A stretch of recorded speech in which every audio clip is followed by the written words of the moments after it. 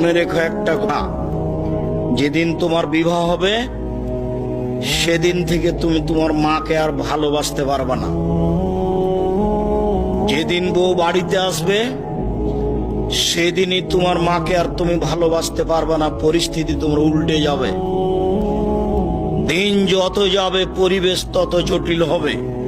এক সময়ে মনে হবে এই মাটির উপরে সবচেয়ে বড় শত্রু আমার মা। আর তোমার মা যা বলে সবই উল্টা কথা বলে, উল্টা বলে, এ কথাও ঠিক। আরে টাকা দিয়েছো তুমি ফল খেতে, টাকাটি তোমার মা তোমার বড় বোনকে দিয়ে পাঠিয়ে দিয়েছে। মা সেদিন যে টাকা দিলাম, ও টাকা খরচ হয়ে গেছে, কি করলেন? টাকা তোর বড় বোনকে দিয়ে দিয়েছি।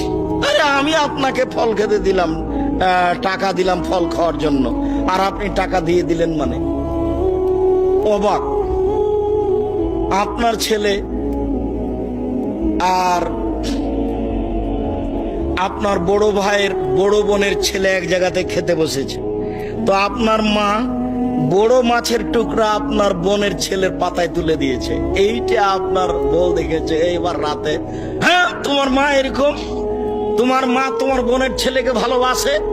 আমি রান্না করলাম কষ্ট করে, বড় মাছের টুকরাটা তোমার বোনের ছেলেকে দিয়ে দিল, আমি এগুলো সহ্য করতে পারি না। কত কি! আপনি সন্ধ্যায় এসে দেখছেন আপনার মা বিছানে পেশাব করেছে, উঠতে পারে না, বিছান গন্ধ করছে। আপনি বলছেন, হ্যাঁ তুমি আমার মায়ের বিছানা পরিষ্কার করনি, আমার মায়ের চাদরটা ধুয়ে দাওনি। তখন আপনার বউ বলছে, তোমার মাকে তুমি দেখো, তোমার মায়ের বিছানা তুমি পরিষ্কার করো। ওই ঘরে ঢুকলে তোমার মা আমাকে অকথ্য ভাষায় গালি দেয়, আমি তোমার মাকে দেখবো মানে? আপনার মা অকথ্য ভাষায় গালি দেয়, এই কথাও ঠিক। নেন, এবার কি করবেন?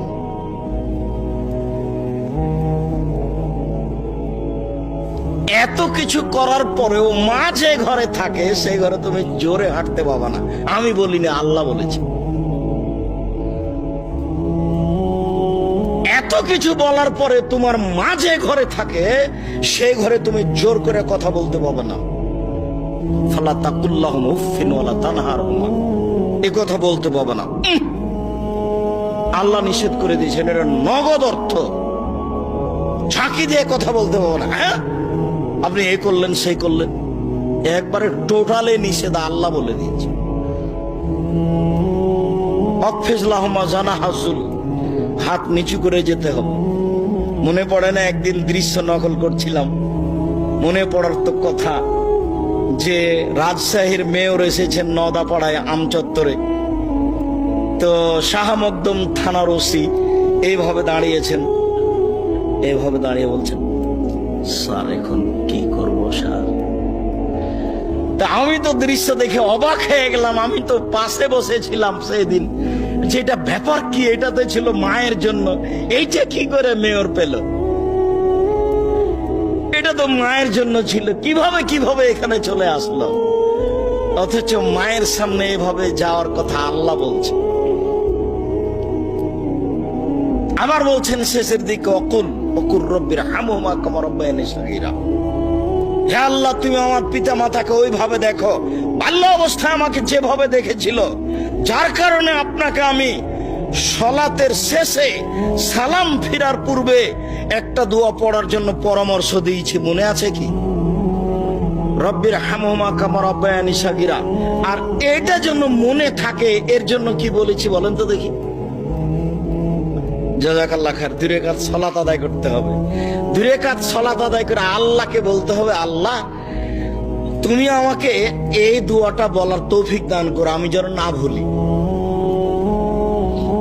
সব সময় সালাত শেষে সালাম ফিরার পূর্বে রব্বির হামহুমা কামা রাব্বায়ানি সগীরা এই দোয়া বলার জন্য আমি আল্লাহর কাছে 2 রাকাত সালাত আদায় করে সাহায্য চাওয়ার জন্য বলেছি পৃথিবীর সকল দিনী ভাই বোনকে। সম্মানিত দিনী ভাই বোন, আল্লাহর নবী বলেন, চিরদিনের জন্য মায়ের অবাধ্য চলা হারাম, চিরদিনের জন্য মায়ের অবাধ্য চলা হারাম। এই বেটা শোনো, আরো তোমাকে সতর্কতার সাথে বলছি, তুমি বারবার পেশাব করছো, তুমি বারবার পেশাব করছিলে বিছানে, তখন তোমার মায়ের জন্য একটা জায়েজ ছিল একটু হাসি মুখে আঘাত করা, এই অত পেশাব করিস কেন রে, এইটা তোমার জন্য জায়েজ ছিল। এখন তোমার মা তোমার কোলে, তোমার মাকে তুমি এইভাবে বলতে পারো না। কি যে করি, এত পেশাব কেমনে পরিষ্কার করি, হ্যাঁ কি যে করি, যখন তখন পেশাব করছে, এরকম কথা বলার সুযোগ নেই।